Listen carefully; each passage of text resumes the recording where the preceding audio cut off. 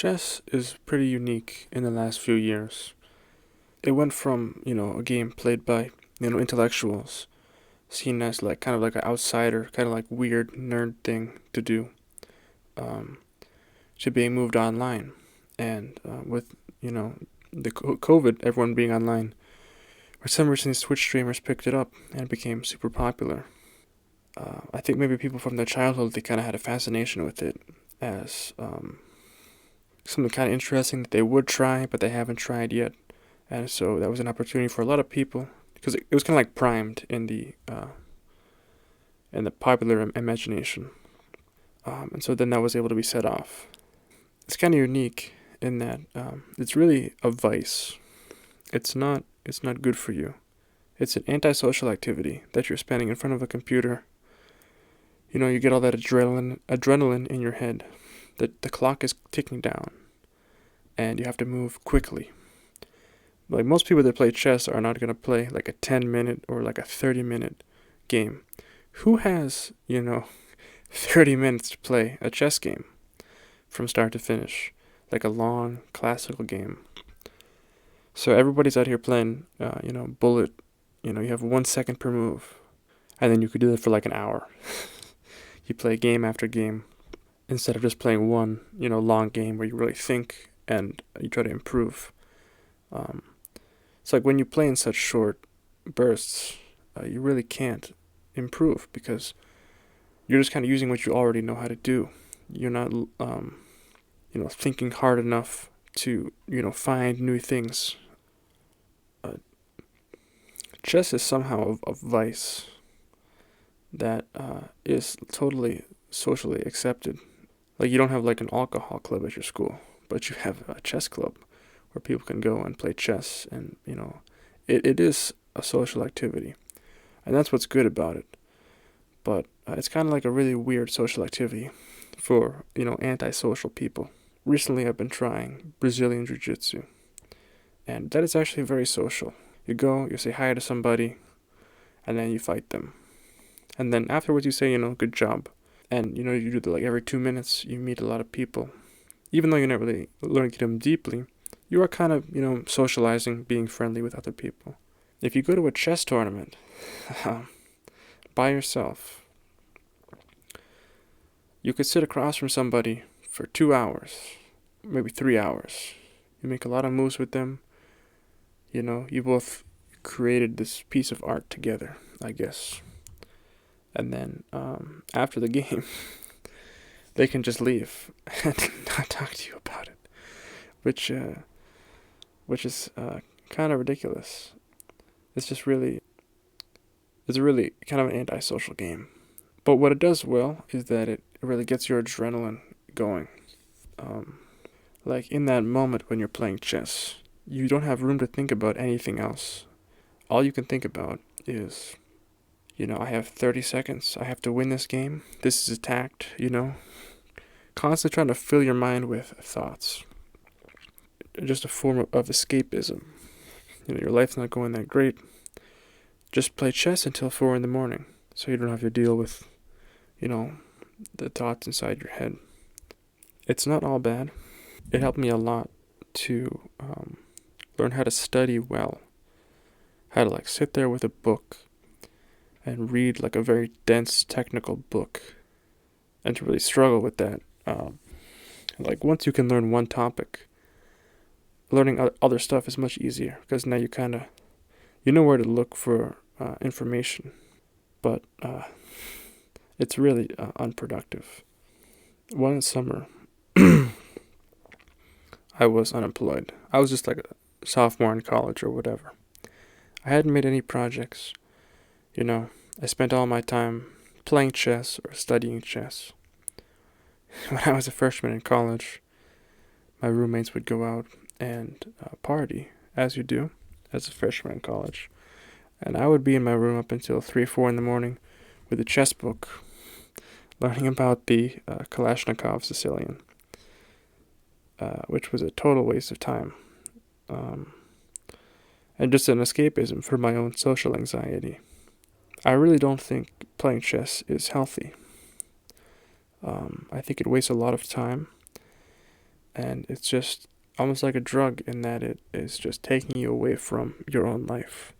I spoke to a chess master one time who wished he could get all the time he spent playing chess back. And that's how I feel too. I've probably spent, I want to say, 5,000 or 6,000 hours, maybe more, 7,000 hours, studying chess, playing chess, thinking about chess. And I've met a lot of nice people, and it was a lot of fun. But I just think, like, if I spent even a tiny amount of that time learning how to program, or any skill, I could be incredibly skilled at something else in the real world. But instead, I can move pieces on a chessboard. So that summer that I was unemployed, I tried to start quitting chess. So I wrote this browser extension that once I lost, 5 games or whatever, it would just block me from playing chess. Just stop me from playing for hours and hours. And that was super helpful. So once I had that in place, over, a few months, I just stopped playing chess entirely. Yeah, I was just so much more productive. I wrote a lot of very interesting programs. I learned a ton. I went into the world, and maybe not as much as I should have, but more than I was doing previously, trying to, meet people and improve my life. And so then I did get an internship and a job, and I haven't played chess for a long time now, maybe 8 months. And just try to fill that time with something that actually is helping you in your life. Working out, you can read a book, go for a walk. You can try to talk to somebody. Anything that's not, sitting on a computer until 2 in the morning playing blitz chess. Recently, some people that I used to play chess with a little bit asked me if I wanted to go play chess with them at these there's like a team tournament. You have like a team of 4 people, and you play other teams and stuff. It's a huge event. I went with them a few years ago, and it was a ton of fun. A lot of chess is antisocial, but this is like the one social event. And I went to a few versions of these, I guess. So I am gonna try to start playing a little bit of chess again, but I'm gonna try to do it in a much more controlled way. So, like, the things I think are totally unproductive are playing blitz chess and just for like an hour, because you're not learning anything. You're forgetting the games immediately after you play them. Instead, if you played like a 15-10 or a 30-minute game, you would learn a lot more about chess. The other big thing I want to stop doing is opening preparation. I want to make, very, straightforward positions to play where I can just start playing chess. I used to be huge into opening preparation and chessable, and that was another vice. Like, at least 10% of my brain still, even though I haven't trained it in 8 months, is just chessable lines. Like, why do I need to remember this? They're selling you the idea that if you just memorize a bunch of random crap, you can be a master. And then that's all chess is. Like, these people that make the courses, they don't know shit about this opening. They say, hey, I want to learn this opening. I want to make money. I'll make a chessable course. I'll call it like winning with the English or something. And I'm a FIDE master, so I can do that. And then they go with the database, and they put the engine on, and they shit out a bunch of engine lines, and they find some games in those lines, and then they sell it to you for $20, and then you spend a month clicking review, memorizing this nonsensical, idiocy made by some FM in like an hour, who's never played most of the lines themselves. And it's a total waste of time, even though you think that you're improving.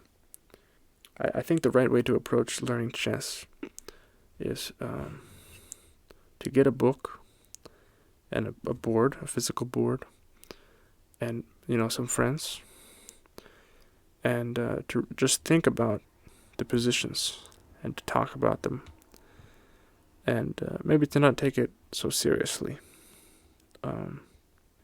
It's not about solving tactics and computer moves or brilliant moves.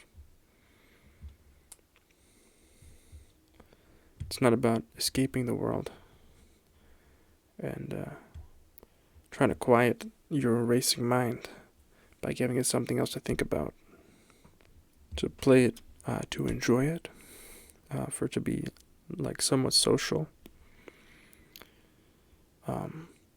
but not to have any goals of being a master or even improving your rating, because it doesn't get any more fun when you get better, because you just keep getting matched against people of your skill level.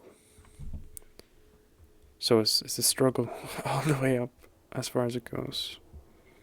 And the rankings don't mean anything either, unless you put it on your resume or something.